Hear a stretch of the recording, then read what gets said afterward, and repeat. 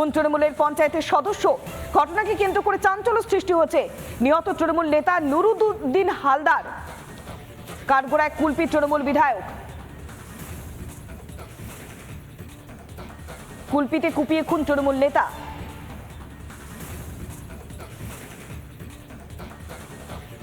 আমরা আরো বিস্তারিত জানবো, আমাদের প্রতিনিধি বরুণ রয়েছে আমাদের সঙ্গে। বরুণ, ঠিক কি ঘটেছে, ঘটনা কি অভিযোগ উঠে আসছে?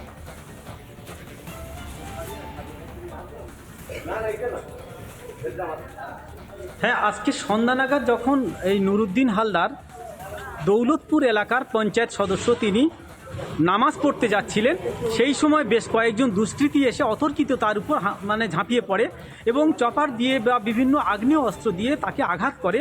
বিভিন্ন জায়গায় তাকে আঘাত করার ফলে তিনি রক্তাক্ত অবস্থায় মাটিতে লুটিয়ে পড়ে। আশেপাশের মানুষজন ছুটে এসে নুরুদ্দিন হালদারকে এনে কুলপি গ্রামীণ হাসপাতালে ভর্তি করা হয় এবং তারপরে চিকিৎসারত ডাক্তারবাবুরা তাকে দেখে মৃত বলে ঘোষণা করে। এই খবরটা রটে যাওয়ার পরে এলাকায় যারা তৃণমূলের সমর্থক, তাদের মধ্যে একটা শোকের ছায়া যেমন ওঠে, ঠিক সেই তাদের মধ্যে একটা শোকের ছায়া ওঠে এবং সেই সময়ে বহু মানুষ সেখানে জড়ো হয়। ঘটনাস্থলে সেখানে ছুটে যান সেই এলাকার যিনি তৃণমূলের অঞ্চল সভাপতি, সেই অঞ্চল সভাপতি রহিম গাজী, তিনি ঘটনাস্থলে ছুটে যান এবং তিনি অভিযোগ করেছেন এটা সম্পূর্ণ গোষ্ঠীদ্বন্দ্বের ফলে তাদের এই নুরুদ্দিন হালদারকে প্রাণ হারাতে হলো এবং তাদের অভিযোগের তীর এই এলাকার বিধায়কের গোষ্ঠীর দিকে, তাদের অভিযোগের তীর।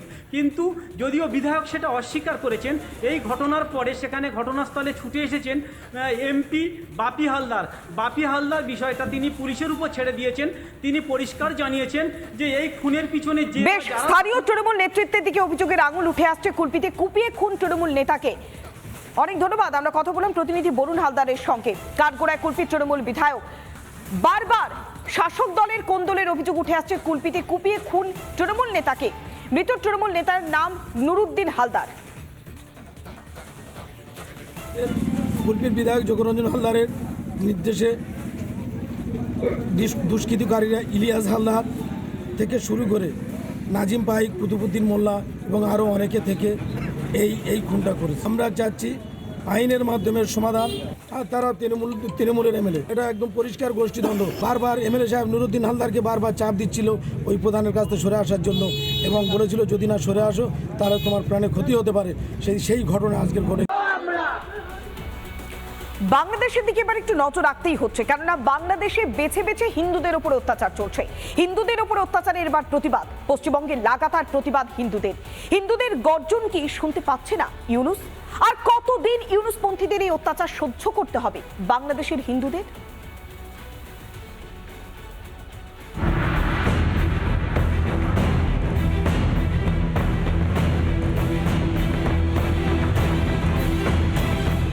বাংলাদেশে হাসিনা সরকারের পতনের পরেই দেশ জুড়ে শুরু হয় বিশৃঙ্খলা।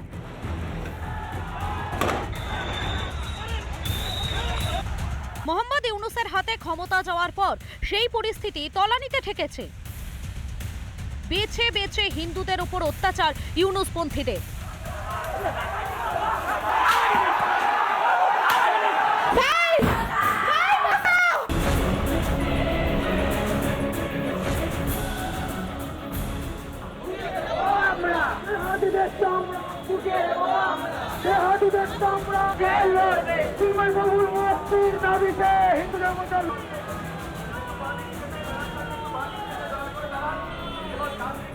বাংলাদেশে যে পরিস্থিতি তৈরি হয়েছে, সেখানে সংখ্যালঘু হিন্দুদের উপর যেভাবে অত্যাচার করা হচ্ছে তার প্রতিবাদে গর্জে উঠেছে এপার বাংলা।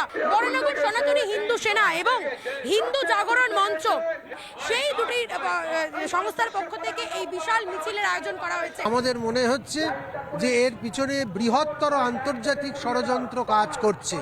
এমনিতেও ইউনূস হচ্ছে পুতুল সরকার, তাকে তৈরি করা হয়েছে সারা বিশ্বে অশান্তি সৃষ্টির জন্য। আমরা এর প্রতিবাদ করব এবং এর বিহিত করে শেষ দেখে আমরা ছাড়ব। এই অন্যায়টাকে বন্ধ করতে হবে। সবার মধ্যে স্নেহ রাখতে হবে, ভালোবাসা রাখতে হবে।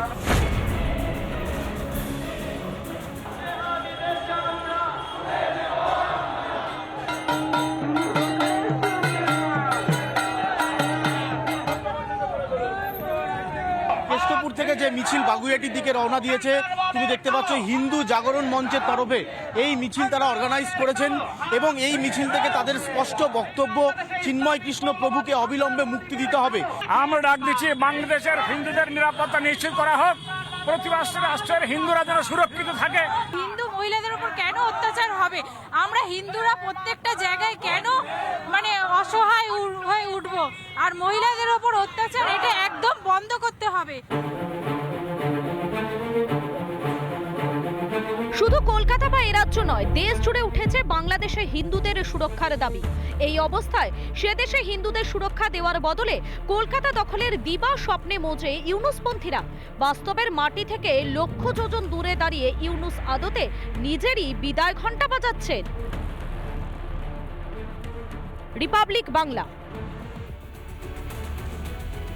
পদ্মাপাড়ে দিনের পর দিন অত্যাচারিত হচ্ছে হিন্দুরা। এখনো পর্যন্ত জেলে রয়েছেন চিন্ময় কৃষ্ণ প্রভু। বিশ্ব জুড়ে গর্জে উঠেছে হিন্দুরা। এদেশেও চলছে প্রতিবাদ। প্রতিদিন ইউনুস সরকারের বিরুদ্ধে গলা তুলছে সনাতনীরা। আজও জেলায় জেলায় ধরা পড়ল সেই প্রতিবাদের ছবি।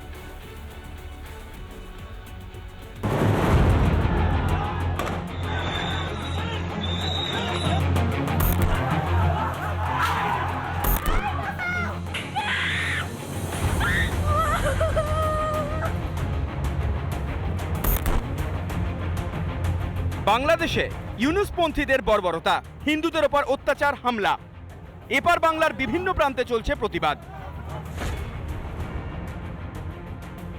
পূর্ব মেদিনীপুরের কাঁথিতে বিশাল মিছিল করেন সনাতনীরা। খোল করতাল নিয়ে কাঁথির স্কুল বাজার থেকে খড়গপুর বাইপাস পর্যন্ত চলে এই প্রতিবাদ কর্মসূচি। পা মেলান বিরোধী দলনেতা শুভেন্দু অধিকারী। আন্দোলন আরো তীব্র হবে এবং বিশ্বের মানবতাবাদী দেশগুলিকে আমরা বাধ্য করাবো এই মোল্লা ইউনুসের নেতৃত্বে মৌলবাদ, জঙ্গিবাদের উপরে সরাসরি সামরিক হস্তক্ষেপ যাতে করে। হাওড়ার ডোমজুড়ে হিন্দু জাগরণ মঞ্চের তরফে বিশাল প্রতিবাদ মিছিলের আয়োজন করা হয়। মিছিলে ছিলেন অগণিত সাধু সন্ত।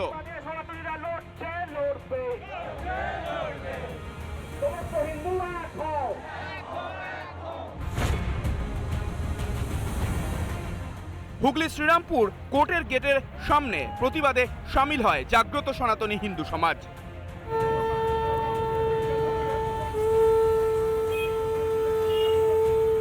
উনি নোবেল টোবেল পেয়ে থাকতে পারেন কোনোভাবে, কিন্তু উনি যে এই ব্যাপারে সম্পূর্ণরূপে ব্যর্থ এবং বাংলাদেশে এখন হিন্দু নিপীড়ন হিন্দু, বৌদ্ধ এবং খ্রিস্টানদের ওপরে, তা এর আগে কোনো দিন কোথাও হয়নি। পুরুলিয়ায় মিছিল করে ভারত সেবাশ্রম। পুরুলিয়ার মিছিলেও পা মেলান ইসকনের সদস্যরাও।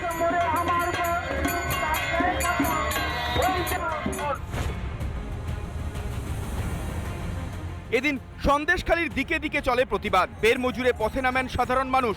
রাজবাড়ী এলাকায় বিশ্ব হিন্দু পরিষদের উদ্যোগে চলে মিছিল। হাসনাবাদেও চলে বাংলাদেশের প্রতিবাদ।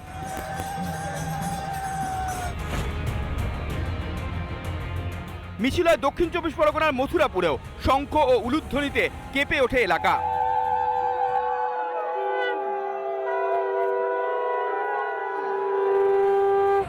প্রতিবাদের ছবি ধরা পড়ে উত্তর 24 পরগনার হাবড়া, নৈহাটি এবং ব্যারাকপুরেও। বাইরের থেকে কেউ আসবে, তার থেকে বেশি ভিতরে লোক বসে আছে। জেহাদিরা, জামাতে ইসলামীরা বাংলায় দখল করে বসে আছে। কলকাতাতে রাজপথ দখল হয়ে গেছে। কলকাতাতে পুরো জেহাদিদের হাতে চলে গেছে। গর্জে উঠেছেন হিন্দুরা। জোর জুলুম, হিন্দুদের ওপর অত্যাচার করে কি গদি ধরে রাখতে পারবেন মোহাম্মদ ইউনুস? রিপাবলিক বাংলা। নানা ধরনের কন্টেন্ট দেখার জন্য লাইক করুন, শেয়ার করুন আমাদের ফেসবুক পেজ, সাবস্ক্রাইব করুন আমাদের ইউটিউব চ্যানেল। পাশাপাশি অন্যান্য ব্রেকিং নিউজের জন্য অবশ্যই চোখ রাখুন রিপাবলিক বাংলায়।